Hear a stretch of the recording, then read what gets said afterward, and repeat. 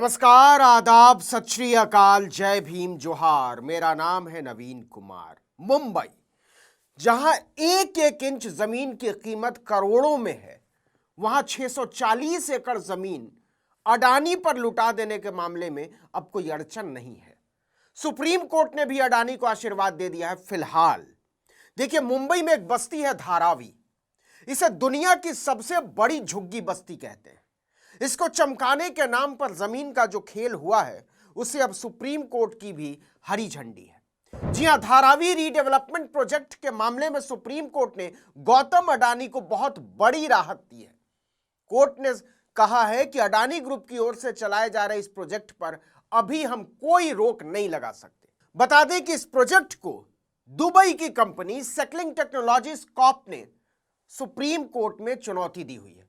सेकलिंग अडानी की तुलना में सरकार को लगभग 1.5 गुनी रकम देने को तैयार था, लेकिन प्रोजेक्ट गया मोदी के मित्र अडानी की झोली में। इस खेल को जरा समझिएगा। आपको बता दें कि धारावी रीडेवलपमेंट प्रोजेक्ट को एशिया का सबसे बड़ा शहरी पुनर्वास कार्यक्रम कहा जा रहा है। सुप्रीम कोर्ट ने इस मामले में सभी पक्षों को नोटिस जारी किया है। इसमें अडानी प्रॉपर्टीज, महाराष्ट्र सरकार और दुबई की सेकलिंग टेक्नोलॉजीज कॉर्प शामिल है। सेकलिंग टेक्नोलॉजीज ने पहले बॉम्बे हाई कोर्ट में महाराष्ट्र सरकार के फैसले को चुनौती दी थी। उसका कहना था कि उसकी बोली अडानी ग्रुप से बेहतर थी, लेकिन दिसंबर 2024 में बॉम्बे हाई कोर्ट ने सेकलिंग की याचिका खारिज कर दी थी। कोर्ट ने कहा था कि सेकलिंग के तर्क में दम नहीं है। सरकार को ऐसे प्रोजेक्ट के लिए सही बोली चुनने का अधिकार है। देखिए, धारावी मुंबई का बहुत प्राइम लोकेशन है। छत्रपति शिवाजी एयरपोर्ट से सटा होने के कारण यहां की जमीन की कीमत का कोई अंदाजा नहीं लगाया जा सकता है। बिल्डर लंबे समय से धारावी की जमीन पर टकटकी लगाकर बैठे रहे, लेकिन बाजी मारी अडानी ने। धारावी में 8.5 लाख से ज्यादा लोग रहते हैं। अस्थायी आबादी को मिला दीजिए तो यह संख्या लगभग 10 लाख के पास पहुंच जाती है। यह मुंबई का सबसे घनी आबादी वाला क्षेत्र है। साल 2019 में महाराष्ट्र सरकार ने धारावी रीडेवलपमेंट प्रोजेक्ट यानी डीआरपी के लिए एक ग्लोबल यानी वैश्विक टेंडर निकाला था। इस प्रोजेक्ट में देश दुनिया की कई दिग्गज निर्माण कंपनियों ने हिस्सा लिया। इसी में दुबई की सेकलिंग टेक्नोलॉजीज भी थी। सेकलिंग टेक्नोलॉजीज ने दावा किया कि उसने 2019 में धारावी पुनर्विकास प्रोजेक्ट के लिए 7200 करोड़ रुपए की बोली लगाई थी, और अडानी ने कितने की बोली लगाई थी? केवल 4539 करोड़ रुपए की।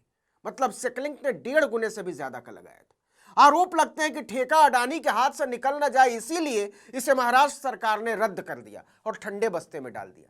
थोड़े से फेरबदल के बाद महाराष्ट्र सरकार ने 2022 में धारावी रीडेवलपमेंट प्रोजेक्ट के लिए एक नया टेंडर निकाला।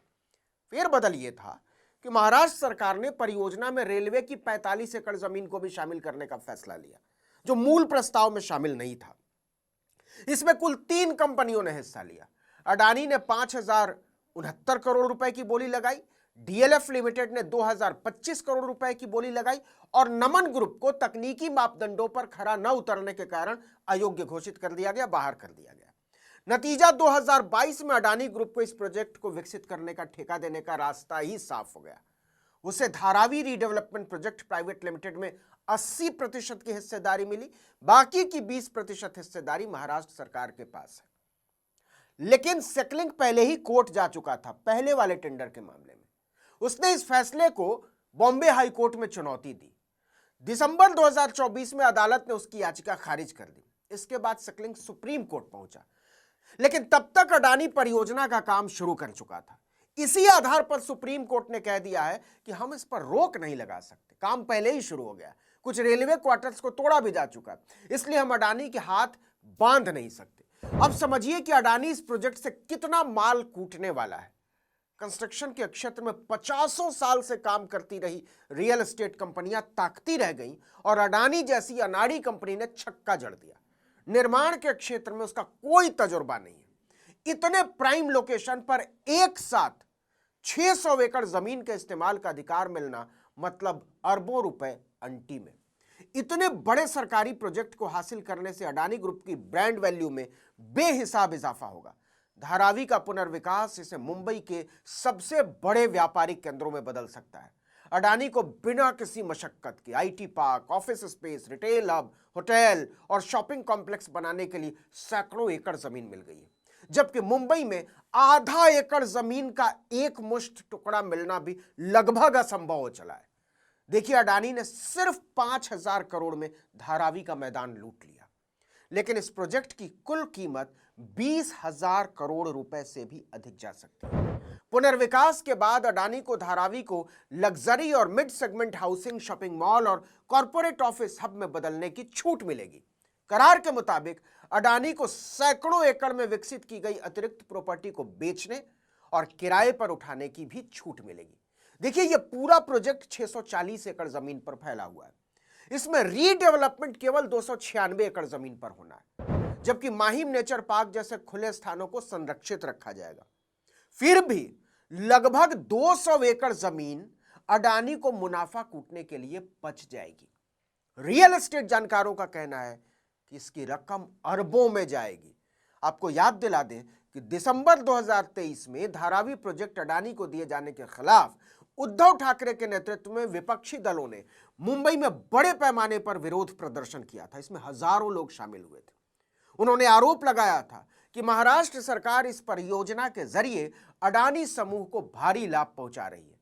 शरद पवार ने भी कहा था कि सरकार अडानी के एजेंट की तरह काम कर रही है। जुलाई 2024 में तो उद्धव ठाकरे ने घोषणा कर दी कि अगर उनकी पार्टी सत्ता में आती है तो वो अडानी समूह को दिया गया धारावी पुनर्विकास परियोजना का टेंडर ही रद्द कर देंगे, लेकिन उनका गठबंधन ही सत्ता में नहीं आया।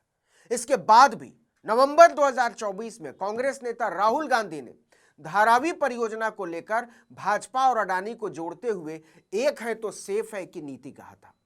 अब देखिए कि अडानी काम करता रहेगा, लेकिन अदालत में मामला खत्म नहीं होगा, मुकदमा चलता रहेगा। इसका क्या मतलब होता है, राम जाने। देखिए, कोर्ट ने साफ किया है कि सेकलिंग को अडानी की ओर से पहले से तय की गई सभी शर्तों का पालन करना होगा। अगर कुछ फैसला बदलता है तो इसमें रेलवे को 1,000 करोड़ रुपए का लीज भुगतान, 2,800 करोड़ रुपए का क्षतिपूर्ति भुगतान और 812 रेलवे क्वार्टर का निर्माण शामिल है। सुप्रीम कोर्ट ने यह भी निर्देश दिया कि प्रोजेक्ट से जुड़ी फाइलें कोर्ट में पेश की जाए। अगली सुनवाई 25 मई को तय की गई है। इसके साथ ही सुप्रीम कोर्ट ने अडानी ग्रुप को एक अलग बैंक खाता रखने का निर्देश दिया है। इस खाते में प्रोजेक्ट से जुड़े सभी लेन देन होंगे। ऐसा इसलिए क्योंकि निर्माण और तोड़फोड़ का काम शुरू हो चुका है। सुप्रीम कोर्ट ने यह भी कहा है कि इनकम टैक्स एक्ट और रूल्स के अनुसार, जिसमें चालान आदि शामिल हैं, सारे दस्तावेजों को सुरक्षित रखा जाए।